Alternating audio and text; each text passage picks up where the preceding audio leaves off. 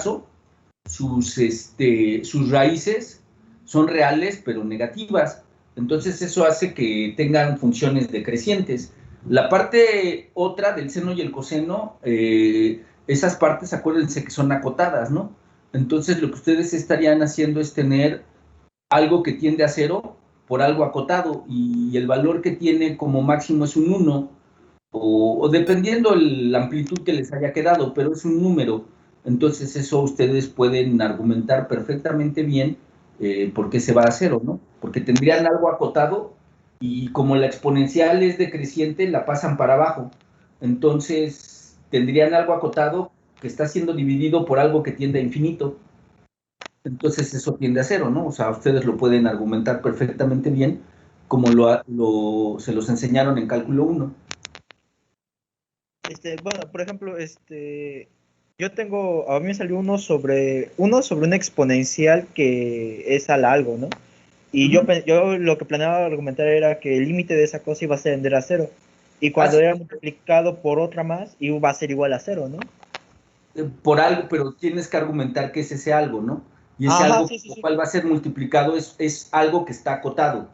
Ok. Porque cuando sacas el límite, cuando t tiende a infinito de una función, ¿cómo se llama? Trigonométrica seno-coseno, pues ese límite no existe.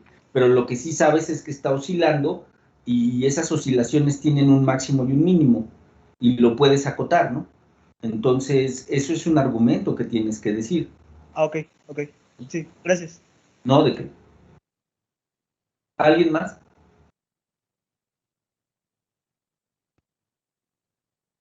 Creo que no. ¿Mandé? ¿No? Bueno. Entonces, vamos a ver un tema que de alguna manera pues nos ha quedado ya, y ahorita lo vamos a sustentar todavía mucho más. Y es muy importante este tema, ¿no? De las soluciones que sean linealmente independientes. Es sumamente importante porque precisamente para el tema con el que iniciamos mañana, que es empezar a ver las ecuaciones no homogéneas de segundo orden, precisamente la independencia lineal de las funciones que obtenemos como solución a través o con base en el polinomio característico, nos va a dar sustento a la construcción, ¿sí? Y a sustentar que nuestras, ¿cómo se llama? Que podamos construir ¿cómo se llama? Las dos soluciones que puede tener una ecuación no homogénea, ¿sí? No homogénea. Entonces, es muy importante esto, aunque es cortito, van a hacer unos ejercicios, es muy importante que cualquier duda me la externen, ¿sale? Entonces, este tema de independencia y dependencia lineal es exactamente igual como lo van a ver o como ya lo vieron ustedes en álgebra lineal, ¿sí? Es exactamente el mismo concepto. Entonces, dice que dos funciones, ahí doy φ1, φ2, definidas en un intervalo j, son linealmente dependientes en j si existen dos constantes, c1, c2, constantes cualesquiera, tales que no sean ambas nulas al mismo tiempo. Es decir, que si c1 es 0, c2 sea distinto de 0, o viceversa. Si c1 es distinto de 0, c2 puede ser 0, pero no nulas al mismo tiempo, ¿sí? Y para las cuales se cumple la siguiente igualdad. Bueno, entonces ahí tengo esta igualdad que estoy escribiendo aquí. Ustedes en álgebra la denominan combinación lineal, ¿sí? Y aquí también en el contexto de ecuaciones diferenciales se puede hacer igual. ¿Sí? Yo tengo una combinación lineal de las dos funciones, y si esta combinación lineal se satisface, ¿qué quiere decir que se satisfaga? Que pueda yo obtener que da 0 para valores al menos C1 o C2, cualquiera de los dos diferentes de 0, ¿sí? Si eso es cierto, entonces voy a decir que φ1 y φ2 son linealmente dependientes para toda x en j. Pero más sin embargo, si la única solución de esta combinación lineal es que C1 y C2 al mismo tiempo sean 0, entonces voy a decir que φ1 y φ2 son linealmente independientes en J, ¿ok? Eso es una definición, ¿sí? Son linealmente dependientes si yo escribo mi combinación lineal y al menos uno de estos dos coeficientes es diferente de cero. Van a ser linealmente independientes las funciones si la única solución es que, que C1 y C2 sean cero, ¿sí? Entonces, bueno, eso es lo que estoy diciendo aquí. Y de igual manera, ¿no? Pues yo diría que son linealmente independientes y voy a dar un intervalo, o linealmente independientes y voy a dar un intervalo, para cualquiera de los dos casos. Entonces, esto es muy importante.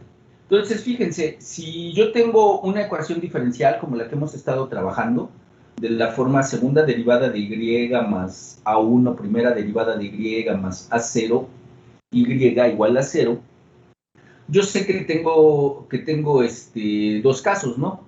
Esencialmente, cuando las raíces del polinomio característico son diferentes y cuando las raíces del polinomio característico son iguales, ¿no? Es decir, que tenga una raíz de multiplicidad 2. Entonces voy a analizar mis casos, ¿sí? Voy a analizar mis casos y voy a aplicar la definición de ahí arriba. Entonces, fíjense, para aquí estoy tomando una y aquí estoy tomando otra, donde yo sé que R1 y R2 son diferentes. Bueno, lo que hago es multiplicar la primera ecuación, esta ecuación, por E a la menos R1X, ¿sí? La multiplico y obtengo esta que está aquí, ¿ok? Al obtener esta que está aquí, pues yo ya me doy cuenta, ¿no? ¿Qué es lo que sucede? ¿Sí? ¿Por qué? Porque de aquí para acá, lo que yo estoy haciendo es derivar. Al derivar, el C1 se cancela, el coeficiente R2 menos R1 baja multiplicando y esto es lo que tengo, ¿sí? Ah, bueno, entonces, a ver, aquí pues yo ya puedo argumentar. ¿Qué puedo argumentar? Pues puedo argumentar lo siguiente. La exponencial, esta, siempre va a ser diferente de cero, siempre. R2 menos R1, estoy en el caso de raíces diferentes. Entonces es diferente de cero. Entonces, para que una multiplicación me dé cero, esto ya lo conozco del campo de los reales, pues es que C2, ¿sí? Esto implica que C2 sea igual a cero. Entonces ya mostré que de esta combinación lineal, al menos C2 es cero. Pero si C2 es cero, esto a lo que me implicaría, por ejemplo, en la ecuación, es que tendría C1e a la R1x igual a cero. Y otra vez, la exponencial siempre es diferente de cero. Entonces esto me implicaría C1 igual a cero. Entonces, lo que hemos mostrado hasta ahorita es que cuando tengo el caso de raíces diferentes, ¿sí? Las funciones, solución de la ecuación diferencial, es decir, esta que está aquí y esta que está acá, son linealmente independientes, ¿sí? O sea, e a la R1X, e a la R2X comúnmente se utiliza el término LI, y en este caso sobre J, ¿no? O en J, como le quieran llamar, ¿no? Es correcto, cualquiera de las dos. Entonces, estas son linealmente independientes. Entonces, ese es un caso que tenemos. Vamos a ver el siguiente caso, ¿no? El siguiente caso que nosotros tendríamos es cuando R1 y R2 son iguales. Ah, entonces, en este caso, mi solución es esta y la otra es X, E a la R1X, ¿no? Entonces, en este caso es un poco más simple porque lo que hago es el R1, E a la R1X lo factorizo y lo paso para el otro lado. Me queda esto que está aquí. Luego, si yo de aquí para acá lo que hago es derivar, pues me queda que C2 es 0. Al ser C2, 0, otra vez lo sustituyo en la primera ecuación y me quedaría C1 E a la X. Y esto pues me da que C1, esto me implicaría que C1 es idénticamente o igual a 0. Entonces, nuevamente, ¿no? no importa cuál de los dos casos yo tenga en una ecuación diferencial, raíces repetidas, raíz repetida o raíces diferentes, no importa. En ambos casos mis soluciones son LI sobre el intervalo J, ¿ok? Entonces, bueno, vamos a ver, esto va a tener, como les digo, mucha importancia cuando avancemos para el día de mañana, pero bueno, dice, existe una sencilla prueba para saber si las soluciones de una ecuación son linealmente independientes. Esta prueba involucra al determinante, este determinante que está aquí, que de hoy en adelante a este determinante, que es W, le vamos a llamar Wronskiano, de Φ1 y Φ2 de X. En mi caso, y en el caso de ustedes, lo van a escribir de esta manera, ¿sí? Porque por ahí hay libros o textos que lo ponen así, ¿no? Pero a mí no me gusta. Entonces, esta no va a ser una anotación que yo ocupe, es esta, y bueno, ustedes la van a ocupar también. Entonces, a esto le vamos a llamar Wronskiano. De hecho, este determinante ya había salido en una demostración que hicimos de un sistemita de ecuaciones, ¿no? Pero bueno, ya le vamos a ir dando nombre a las cosas. Entonces, esta prueba involucra al Wronskiano llamado Wronskiano, ¿no? Y si ustedes se fijan, pues no es más que la multiplicación de funciones de X, por eso dice que es una función de ¿qué? De X. Entonces recuerden que cuando ustedes calculan un determinante, pues este determinante les regresa, dependiendo del campo donde estén, les puede regresar un real, en este caso una función real, o si yo estuviera trabajando en el campo de los complejos, si tengo funciones complejas, pues me regresa un complejo, ¿sí? ¿Ok? Bueno, entonces esto no es más que una definición. Ya saben, si en algún momento tienen alguna duda, me pueden detener. Entonces vamos a ver... Yo tengo, no sé si sea un error del Moodle, pero en el determinante, en la parte de la derecha ¿no sería phi 2 de X? Ah, sí, aquí. No es error del módulo, es error de dedo mío. Ah, ok, Aquí, gracias. si tú lo haces es Φ1, ajá, y la derivada, sí es Φ2, este es Φ2, ¿sí?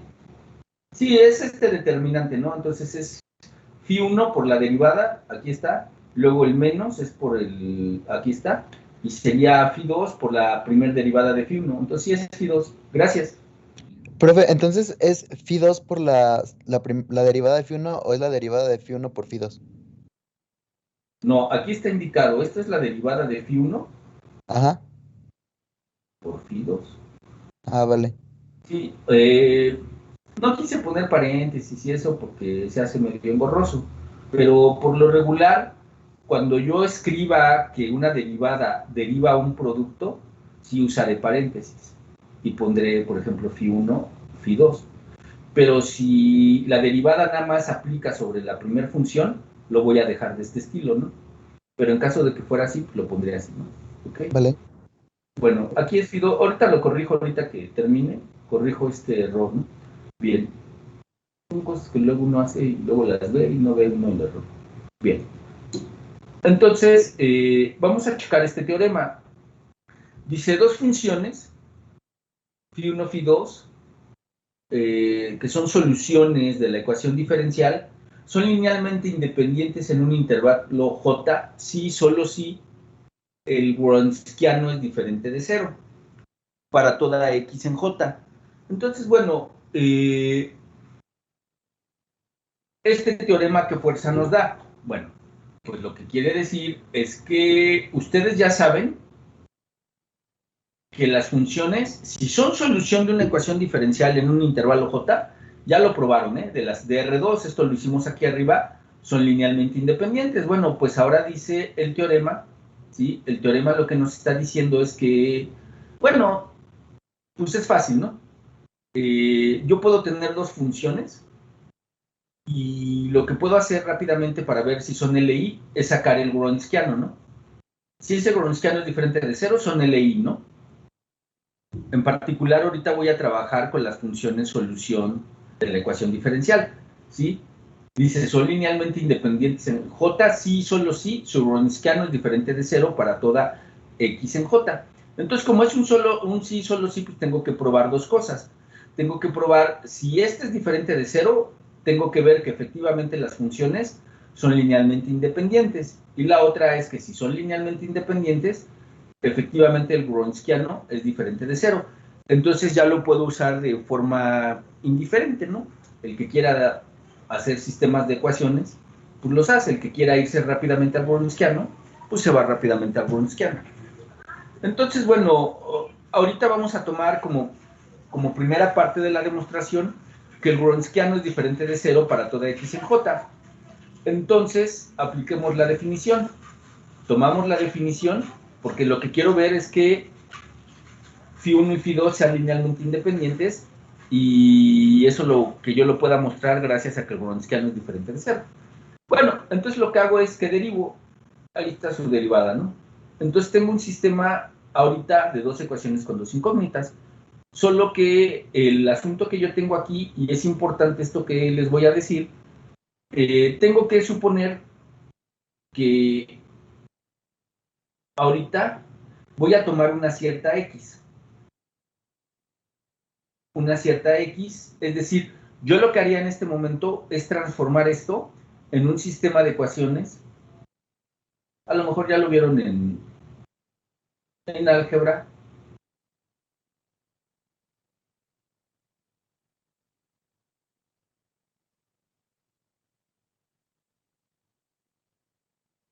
Y aquí yo tendría Φ1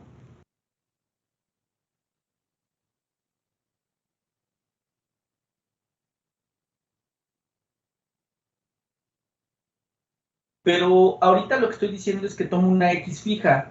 Al tomar una X fija, y se convierten en un ¿qué? En un número real, ¿no? Porque son funciones definidas sobre los reales. Entonces, bueno, yo lo que aquí tendría es un sistema de ecuaciones, ¿sí? Porque recuerden que cuando uno habla de funciones tiene uno que tener cuidado, ¿no? Porque precisamente como el argumento está variando, el asunto es que yo podría tener un cero, ¿no? Y luego es más problemático si yo divido. Entonces tengo que tener cuidado. Entonces por eso digo, entonces para una X fija en el intervalo, las ecuaciones anteriores se convierten en un sistema de ecuaciones lineales homogéneas con dos incógnitas. Las incógnitas son C1 y C2. Entonces les digo, multiplicando la primera ecuación por D Φ1, no, ahí eso es un error también. A ver, dice multiplicando, vamos a hacerlo para que ustedes lo vean.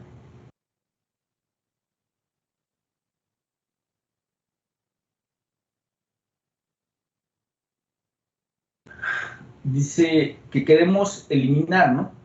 Entonces, lo que vamos a hacer aquí es eliminar uno de los que puedo, ¿no? Entonces dice, multiplicando la primera ecuación, sí, por d Φ1 y la segunda por Φ1, ok, voy a eliminar este que está aquí. Entonces la primera la multiplicaría aquí por d en dx Φ1, ¿no? Y la segunda la multiplicaría por Φ1. Entonces, si ustedes se fijan, este término y este término van a quedar iguales, ¿sí? Entonces, lo que yo tendría aquí, o sea, de esta ecuación, ya no me voy a fijar en este término, sino yo tendría C2 que multiplica ¿a quién? Bueno, aquí voy a tener a D en dx Φ1 por Φ2. En igual, el primer término se elimina, voy a tener C2 que multiplica ¿a quién? A Φ1 por D en dx Φ2. Entonces lo que yo haría es a la segunda ecuación le resto la primera, ¿sí?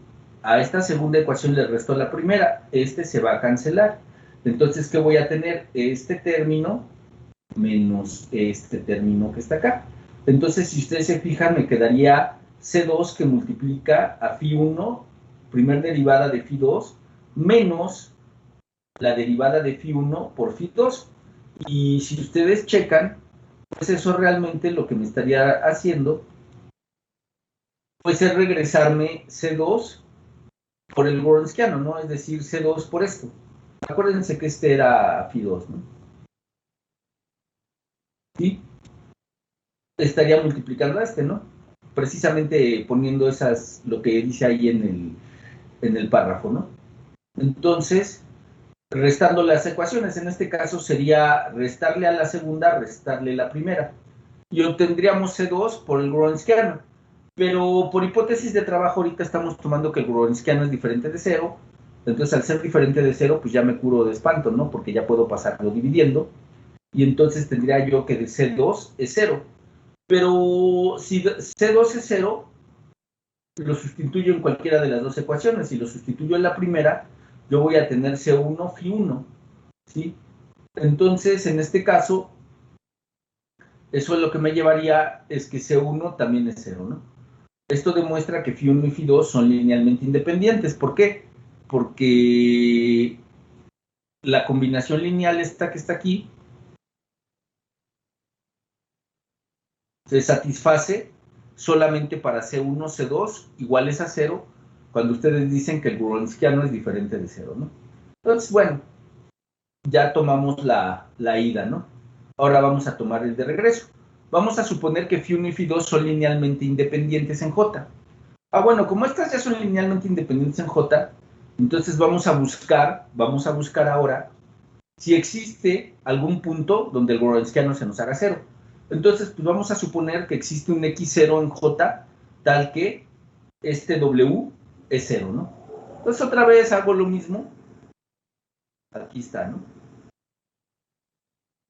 Entonces, si este sistema de ecuaciones, el Wronskiano se hace 0, al menos en este X0, esto significa que este sistema de ecuaciones, lo que estaría pasando es que tiene al menos una solución, ¿sí? Donde C1 o C2 son diferentes de 0, ¿sí? Entonces, bueno, ¿qué es lo que digo aquí? Al menos uno de los números es diferente de 0. Entonces yo tomo la solución, ¿sí? La solución y le llamo psi de X, ¿no? Igual a esto.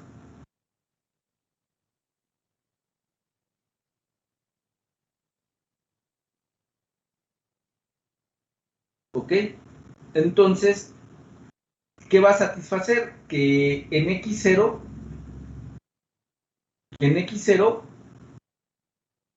esto es igual a 0 y que la primera derivada en X0, pues también es 0, ¿no? Bueno, entonces aplicando el teorema de unicidad para esta función, que es idénticamente 0, esta función, ¿sí? Porque dijimos que sí, que satisface. Entonces, para toda X en el intervalo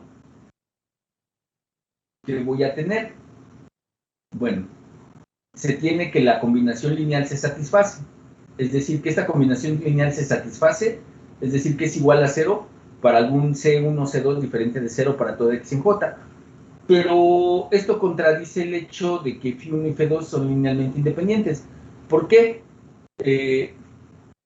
Porque si ustedes aplican precisamente lo que nos dice la condición esta del teorema de unicidad, pues lo que nos diría es que ambas funciones, acuérdense que son cosas al cuadrado, ambas funciones tendrían que ser 0, ¿no? Entonces, bueno,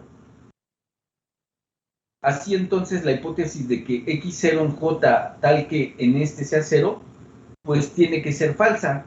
En consecuencia, este tiene que ser diferente de 0 para toda X en J. Entonces, bueno, aquí también me falta un igual. ¿Sí? ¿Por qué son iguales a 0 y por qué dije que esta era 0? Bueno, vuelvo a repetir esa parte del argumento del teorema. Porque si ustedes suponen que existe este x0, donde esto es 0, entonces el sistema de ecuaciones se satisface para alguna C1 o C2 diferente de 0, pero en este momento se satisface. Ah, bueno, entonces construyo mi solución como esto, ¿no? Pero esta función, sí, en x0 y phi2 valuado en x0, satisface la primera ecuación, que es 0, ¿no? Por eso digo que tengo una solución en x0 que es 0, ¿no? Y la de abajo, pues es la derivada, pero también se satisface, ¿no? Por eso también este tendría que ser igual a ¿qué? A 0. De ahí saqué las condiciones iniciales, de que en x0, ambas dos se satisfacen en este punto específico, ¿eh? Nada más en este punto. Y el haber aplicado eso en ese punto, ¿a qué me lleva? Ah, bueno, dice que esto contradice, pero vamos a ver por qué, ¿no? Si ustedes toman su teorema, recuerden, era aquel teorema que decía que la norma, en este caso de phi, esta norma tendría que ser menor o igual, aquí tendría que estar el phi de x0 por una exponencial, aquí tendría que ser phi de x, ¿no? Pero si este que está aquí es 0, esta norma que tomé, porque es la suma de cuadrados, ¿sí? Entonces esto es 0, ¿no? Entonces esto diría que es 0, pero están diciendo entonces que estas dos funciones, ambas dos, pues tienen que ser 0, ¿no? ¿Por qué? Porque es para toda x, y entonces eso contradice, porque no es cierto, ¿no? Ustedes están suponiendo que las funciones son linealmente independientes, y el 0, cualquiera de las dos que se haga 0, contradice, porque el 0 siempre se le dé con lo que sea. Entonces, por eso es que dice que esto contradice y phi1, phi2 son linealmente independientes. Entonces, ¿a qué voy? En conclusión, o sea, el suponer que existe un punto en el intervalo, un punto, al menos un punto, que el gorinskiano se haga 0, pero que las phi1 y phi2 sean LI para todos los X, eso nos lleva a una contradicción. Bueno, entonces, este teorema lo que nos garantiza es lo siguiente. Tú tienes funciones que son LI, el gorinskiano es diferente de 0. Tienes el gorinskiano de dos funciones y te da diferente de 0, entonces esas funciones son ¿qué? LI. Es lo que nos dice, ¿no? En particular aquí lo usamos funciones que obtenemos como solución de una ecuación diferencial, pero en particular podrían ser cualesquiera dos funciones. Tomas dos funciones para probar que son LI, tomas el gorinskiano, ¿sí? O ya sabes que son LI, tú puedes garantizar que el determinante, el gorinskiano, es diferente de 0. Bueno, el siguiente teorema dice, sean phi1, phi2, dos soluciones, otra vez, en un intervalo J, y sea x0 cualquier punto de dicho intervalo. Entonces, phi1, phi2 son linealmente independientes en J, si solo si el gorinskiano pues es diferente de 0, ¿no? Entonces, otra vez, lo que les está diciendo es que ahora, si tienen dos soluciones y estas tienen gorinskiano diferente de 0, esto les implica que son linealmente independientes. Entonces, bueno, vuelven a hacer lo mismo, o sea, las pruebas son muy similares, entonces, esto ya lo demostraron, ¿no? Entonces, en particular, ustedes tendrían que el gorinskiano en x0, pues es diferente de 0. Entonces, recíprocamente, si el gorinskiano es diferente de 0 en x0, entonces estos sistemas de ecuaciones nada más tiene solución para C1, C2 igual a 0, ¿sí? Para este x0 del intervalo. Entonces aquí lo importante es lo siguiente.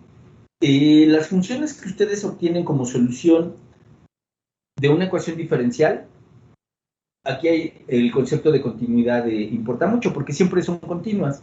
Entonces, esto vale para cualquier x0, ¿no? Es decir, ustedes toman un x0, pero este x0 lo podrían ir cambiando durante todo el intervalo y siempre se va a satisfacer porque no lo dice el teorema, pero estas soluciones siempre son continuas, ¿no? Entonces, eso es muy importante. Entonces, bueno, esto garantiza que estas soluciones son linealmente independientes, ¿no? Sí. Entonces, el tercer teorema que tenemos aquí dice, sean dos soluciones de la ecuación en un intervalo J linealmente independientes. Dice, toda solución de la ecuación puede escribirse como esto. ¿Sí? Y aquí, disculpen, se puede escribir como esto, y esto no va, ¿no? ¿Sí?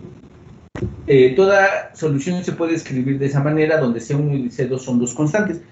Entonces, fíjense, aquí básicamente lo que nos está diciendo este teorema es lo siguiente. Existe una relación unívoca, ¿no?, entre la solución de una ecuación y las constantes, es decir, para cada solución que ustedes le cambien las constantes, hay una relación unívoca, o sea, las constantes determinan la solución y la solución determina las constantes, ¿no? Entonces, esto es muy importante porque precisamente como ya lo habíamos visto, no puede haber dos soluciones, ¿sí?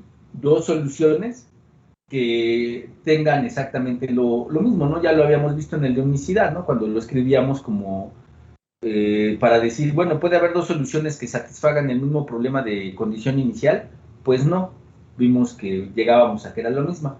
Bueno, aquí lo que estamos relacionando son las constantes con la solución, y ahorita lo van a ver, ¿no? Estos errores ahorita los quito, para que cuando lo lean no estén.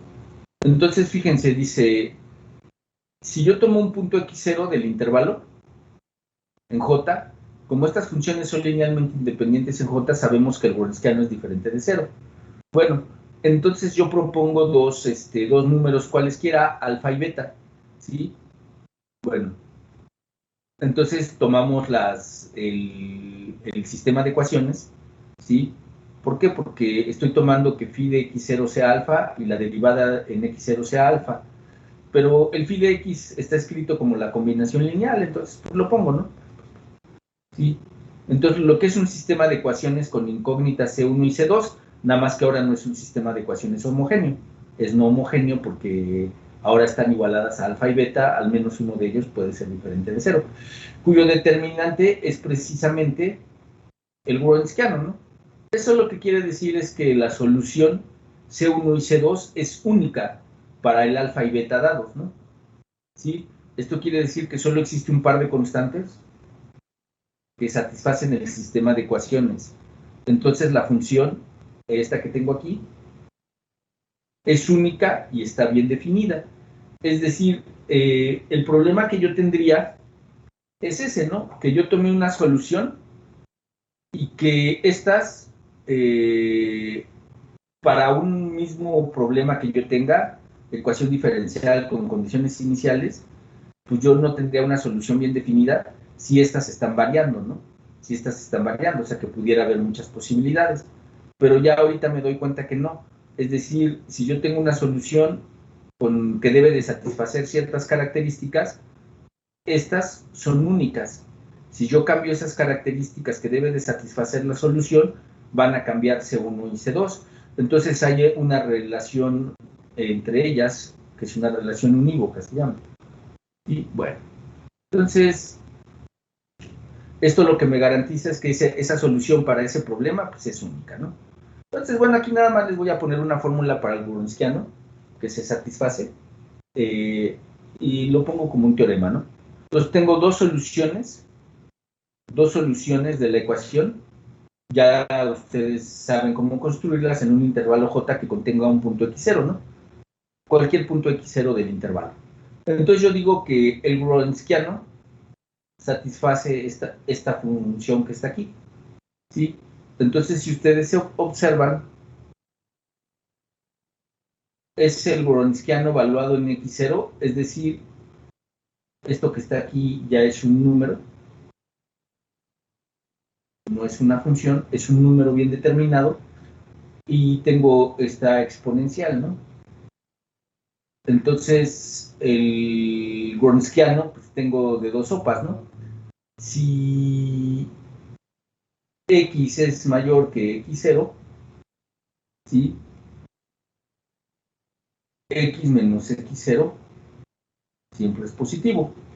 Entonces, si A1 es mayor que 0, el Wronskiano tiende hacia 0. Si A1 es menor que 0, pues el Wronskiano se va a disparar, ¿sí? Crece exponencialmente. Y esto también se puede suceder, puede ser que A1 sea mayor que 0, pero que X sea menor que X0, ¿no? Esto cambia de signo. Pero como sea, en cualquiera de los casos, lo que quiere decir es que el Wronskiano siempre va a estar acotado, o bueno, siempre va a satisfacer este comportamiento. Es decir, el Wronskiano, al ser esto un número, esto de aquí es una exponencial. Entonces siempre va a satisfacer ese comportamiento, ¿no? El Wronskiano es una función exponencial. Entonces, pues vamos a ver si es cierto, ¿no? Y este es fácil de checar, ¿no? Como yo tengo que φ1 y φ2 ambas son soluciones de mi ecuación diferencial, pues se satisface esto que está aquí, ¿no? Que si yo sustituyo φ1 en la ecuación diferencial me da 0. Si yo sustituyo φ2 en la ecuación diferencial, pues me da 0, ¿no? Entonces voy a multiplicar la primera ecuación, esta de aquí, por menos φ2. Y esta de acá, por φ1. Las multiplico. Entonces, si ustedes se fijan, el elemento que voy a cancelar es este que está aquí. ¿Sí? Porque sería φ1, φ2, φ1, φ2, ¿no? Nada más que uno va a tener signo positivo y el otro negativo. Entonces, yo lo que hago, pues, es hacer una suma directa. Al hacer una suma directa, el término que queda positivo es este. Sería φ1, segunda derivada de φ2, aquí está. Y luego me queda el término que es segunda derivada de φ1 por φ2, ¿no? Aquí está.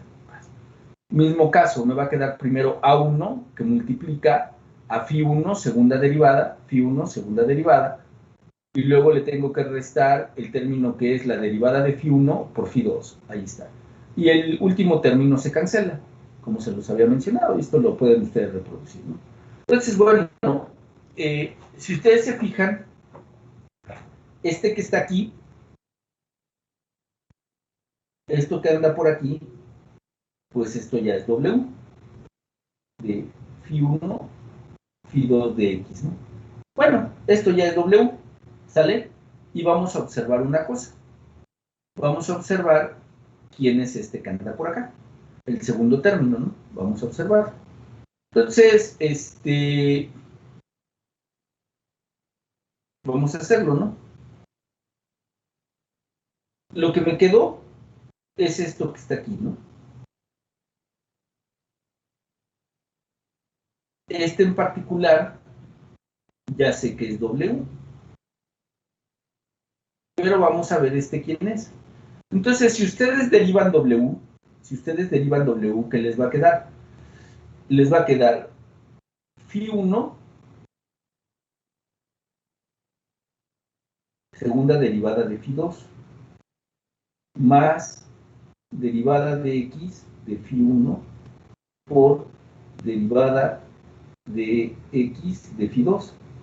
Es decir, es el primero por la derivada del segundo, más el segundo por la derivada del primero. Ahí está.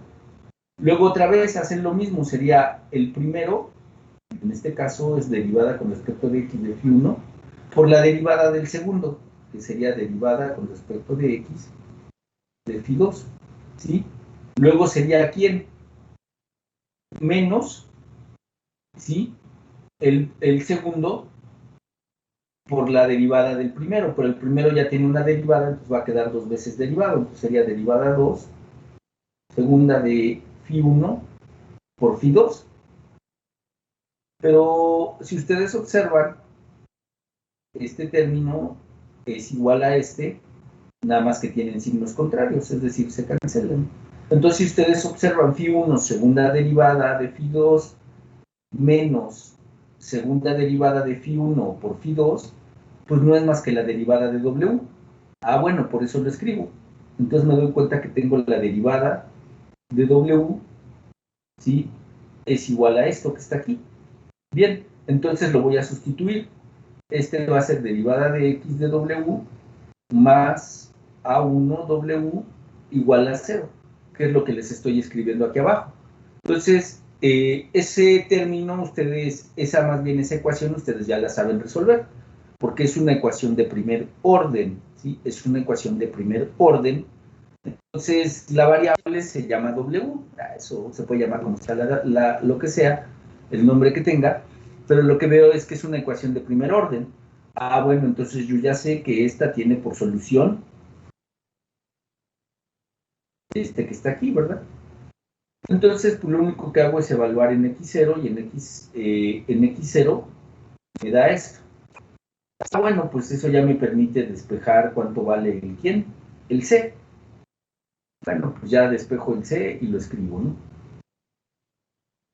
Ahí está cuánto vale C.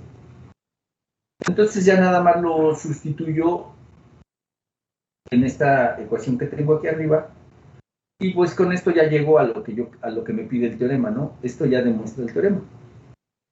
Entonces, efectivamente, pues el Wronskiano tiene un comportamiento exponencial, donde este comportamiento exponencial tiene una dependencia directa del coeficiente A1 de la ecuación diferencial, ¿sí? O sea, el coeficiente A0 no juega, más que el coeficiente A1 es el que juega una parte importante para decirnos cómo va a ser el comportamiento del Wronskiano. Entonces, ¿qué es lo que tenemos ahorita? Pues lo que tenemos ahorita es, si las funciones vienen de ser solución de una ecuación diferencial, el Wronskiano es diferente de cero. Si yo tomo dos funciones y su Wronskiano es diferente de cero, entonces son linealmente independientes. Si vienen directamente de una ecuación diferencial, ya sé que si son soluciones, son linealmente independientes, ya lo probé, pero también el Wronskiano es diferente de cero. Pero en particular, yo puedo tomar cualesquiera dos funciones y si su Wronskiano es diferente de cero, son LI, y si no, pues son LD. ¿Qué otra cosa? Que la solución de una ecuación diferencial, ¿sí? Hasta aquí, esto dije que lo tengo que quitar. La solución de una ecuación diferencial, sus coeficientes C1, o sea, si yo tengo un problema de condición inicial, sus coeficientes C1 y C2 son únicos, no puede haber varios que cumplan, y está perfectamente bien definida la función. Si tengo condiciones iniciales, está perfectamente bien definido quién es C1 y quién es C2, ¿sí? Quién es C1 y C2, es decir, no hay posibilidad de ambigüedades, si así lo queremos decir, ¿sí? Bien. Y bueno, tengo un comportamiento para el Wronskiano, donde el Wronskiano siempre se va a comportar, ¿de qué manera? Exponencial. Entonces, todo depende de cómo sea el A1 y en qué parte del intervalo me esté moviendo, de tal manera que voy a tener que el Wronskiano o es una exponencial creciente o es una exponencial decreciente, ¿sí? O sea, de alguna manera, lo que yo tendría es algo como esto, ¿no? Si aquí está el X0, ¿sí? Si aquí está el X0, yo tendría estos casos, ¿no? O sea, puede ser que yo tenga una exponencial que viene de por acá, en x0 sería 1, y luego decrece.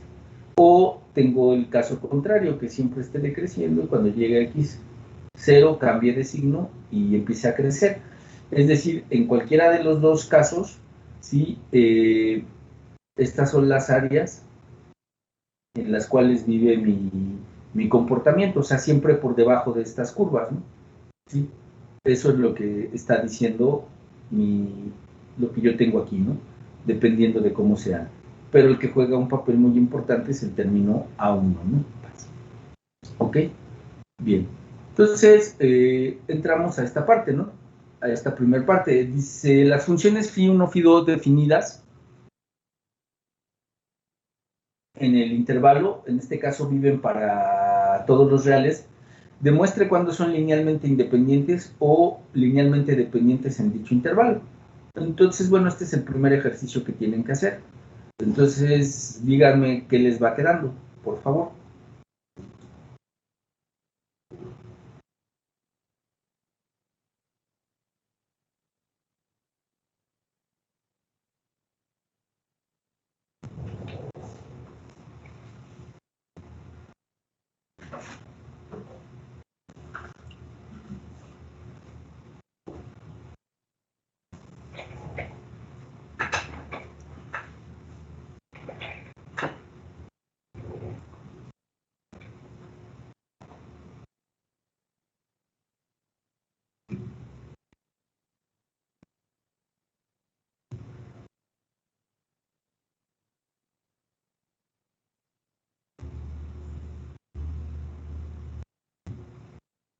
En caso de cualquier duda, bueno, aquí los estoy leyendo en el chat o los escucho.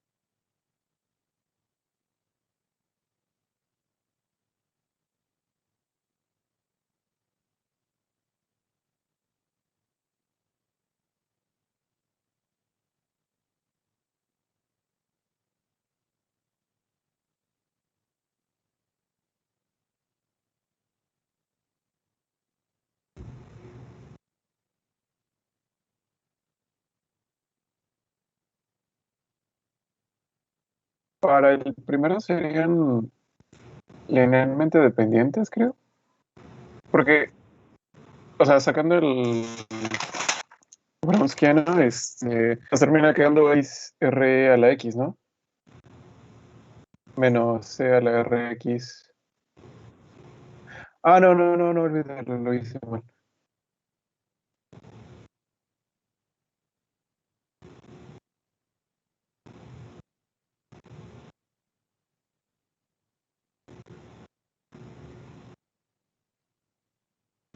Entonces, hay que garantizar, bueno, la E a la RX pues siempre es diferente de cero.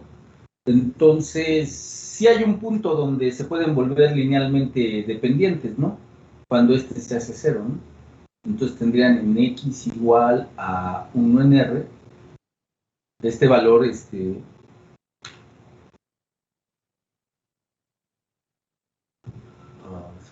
imagina que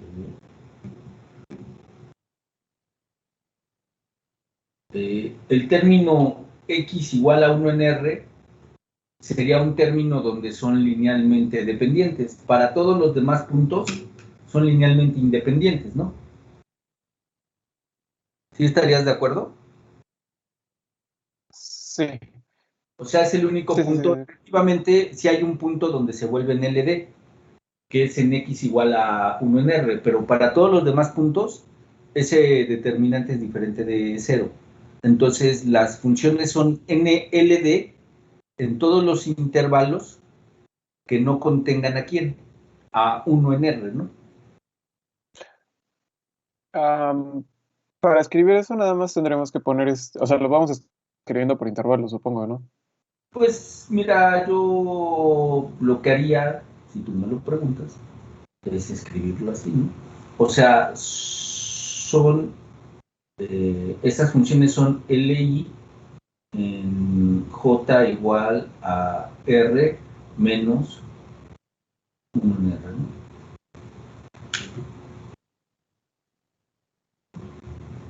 Esa es Ok, también. ¿Sí estás de acuerdo? Sí, sí. Es una notación, ¿no? O sea, lo único que le tengo que quitar es el 1 en R a los reales y para todo eso son LI, ¿no? Le pones el 1 en R, pues ya al menos hay un punto donde son LD, ¿no? Pero ahí no habría ningún problema porque R es compleja. ¿Por qué qué? R sea constante compleja. Ah, pero es que aquí dice que X aquí, entonces, bueno, nada más habría que decir, ¿no? Para R los reales. Si R es compleja, entonces son LI en todos los reales, ¿no? Lo pondrías como dos casos, ¿no? El primer caso es este que resolvimos aquí, y el segundo caso es que dirías que son ¿qué? Son LI para todo R, para todo X en los reales, si R vive en los complejos, que no habría posibilidad de que se anule, ¿no? O sea, si R vive en los complejos, siempre son LI. Pero si R es real, ese es el intervalo donde son LI. ¿Ok? Sí, sí, gracias. ¿No? ¿De qué? ¿Ya hicieron algún otro? El V sale que es linealmente independiente. ¿El D? El V, ¿D de dedo o B de bueno? V de bueno. Ah, ok. Sí, porque siempre te da uno, ¿no? Sí. De hecho, ese da un...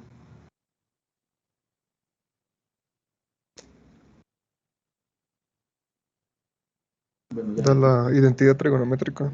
Ajá, sí.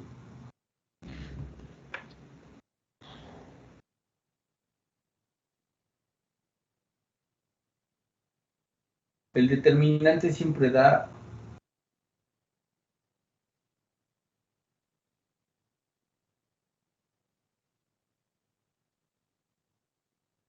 Entonces, para todo valor de X, el determinante es diferente de cero. Entonces son LI, ¿no? Ujú, está bien. El C son linealmente dependientes en todos los puntos. El C, Ajá. pues, el C, ¿quién sería? Sería X cuadrado, sería 2X, sería 5X cuadrado y sería 10X, ¿no? Entonces, esta cosa de aquí que nos va a quedar 10x al cubo menos 10x al cubo. Entonces, para todo valor de x es 0, entonces son LD, ¿no?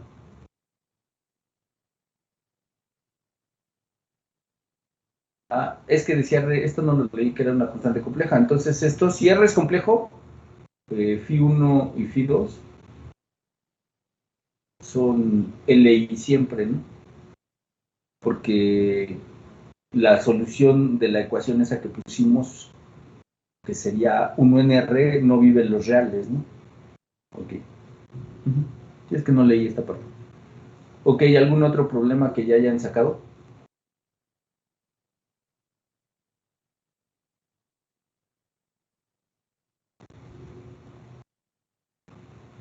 Según yo, el D es linealmente independiente. Entonces tenemos seno, coseno, e a la ix y e a la ix. Entonces esta cosa que nos va a dar un i seno de x menos coseno de x a la ix, ¿no? Entonces esto que está aquí es menos coseno de x menos i seno de x a la ix, ¿no? Esto de aquí adentro es menos a la menos ix por a la ix, y entonces esto nos da menos 1. Son LI siempre, ¿no?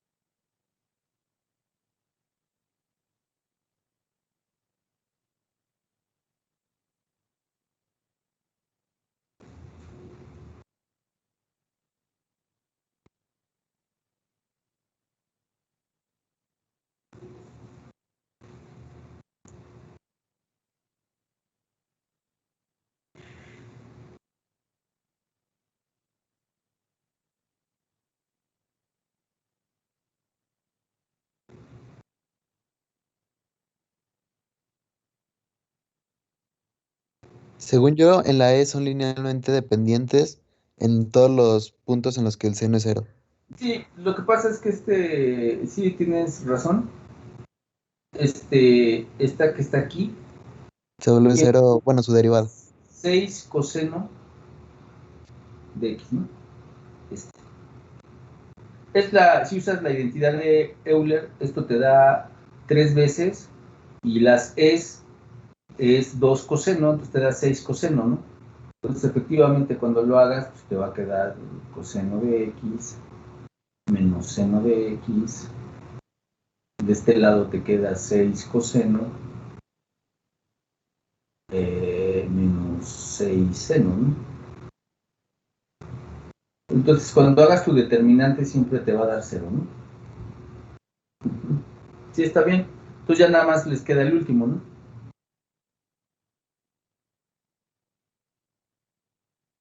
En el último se tiene que hacer por casos, ¿no? Es que precisamente no, porque lo que dice, a ver, miren, lo que dice ese problema es lo siguiente, ¿no? Tú tienes la función que es x, ¿no? X es una recta a 45 grados. Y tienes otra función que es el valor absoluto. El valor absoluto es una recta 45, pero de este lado es así también. ¿Estás de acuerdo? Entonces, lo que estaríamos preguntándonos cuando son LD, lo que significa es, ¿existe alguna constante tal que si yo multiplico la función que está en rojo me da la que está en azul?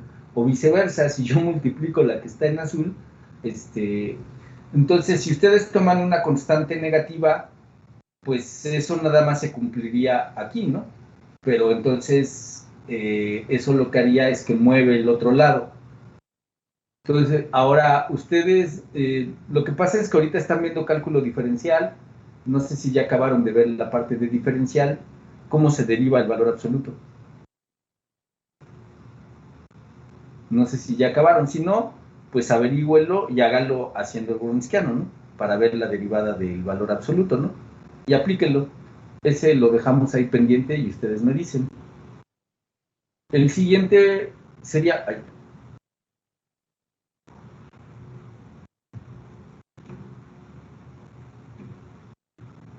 dice que tenemos esta ecuación diferencial donde A1, A0 son constantes reales tal que eso lo que dice es que el discriminante sería negativo, ¿no? Porque lo está poniendo como 4A0 menos A1 cuadrado. Entonces dice que tengo el caso en el que tengo raíces diferentes, pero son complejas conjugadas. Con alfa, beta, números reales, dos raíces del polinomio característico. O sea, me dice que estas son las raíces del polinomio característico. Dice que demostremos que phi1, phi2, definidas de esta manera, es decir, cuando se hace el cambio de base, son soluciones de la ecuación diferencial. Entonces, pues hay que sustituir aquí y argumentar por qué sí serían solución de la ecuación diferencial. Luego dice, calcule el Wronskiano y demuestre que phi1, phi2 son linealmente independientes en cualquier intervalo j. Entonces, bueno, vamos a tomar estas y hay que meterlas en calcular su Wronskiano y ver que efectivamente sean siempre el valor del determinante que obtenga, yo pueda garantizar que siempre es diferente de cero para toda x en cualquier intervalo de los reales, ¿no? Es lo que está diciendo.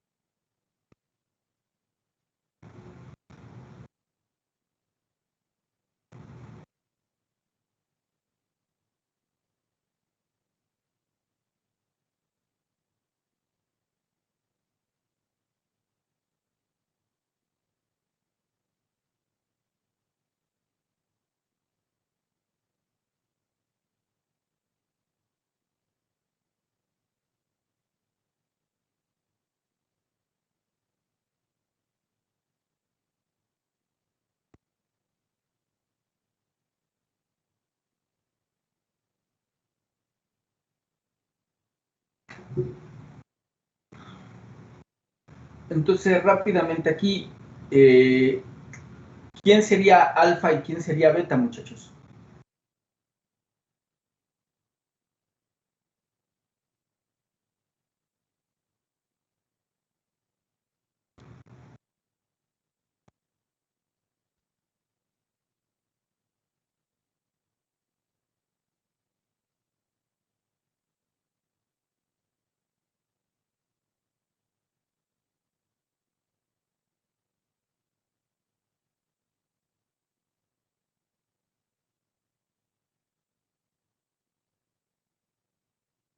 sobre 2, ¿no?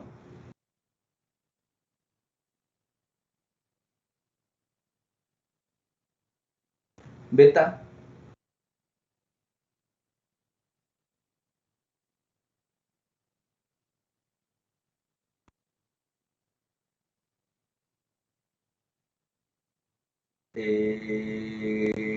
No.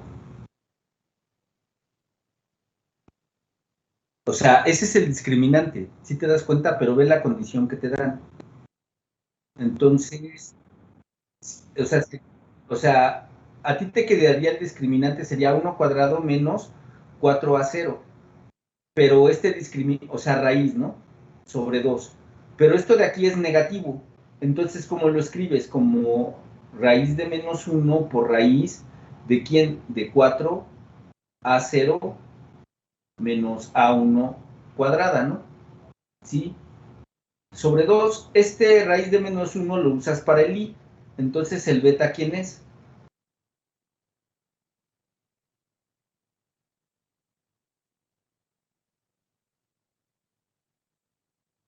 ¿Sí estás de acuerdo? Hay que checar la condición esta que nos dan aquí. Entonces ya los tienen.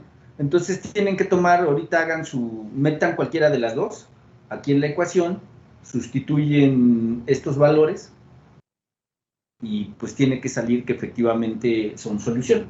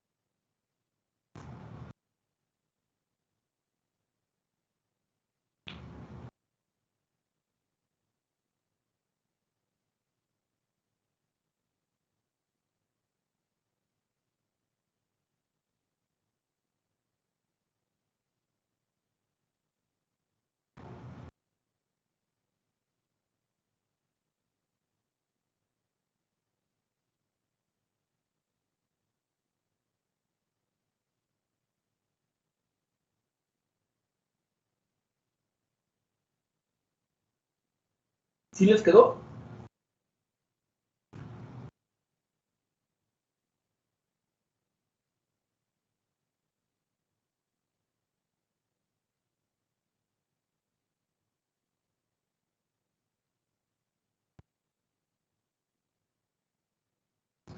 O sea, sí hay que hacerle talacha, ¿no? Porque si ponen esta y lo ponen aquí, ¿qué les va a quedar? Es la segunda derivada del primero, les da alfa cuadrado a la alfa x coseno de beta x más 2 veces la primera derivada de ambos, que sería 2 alfa beta.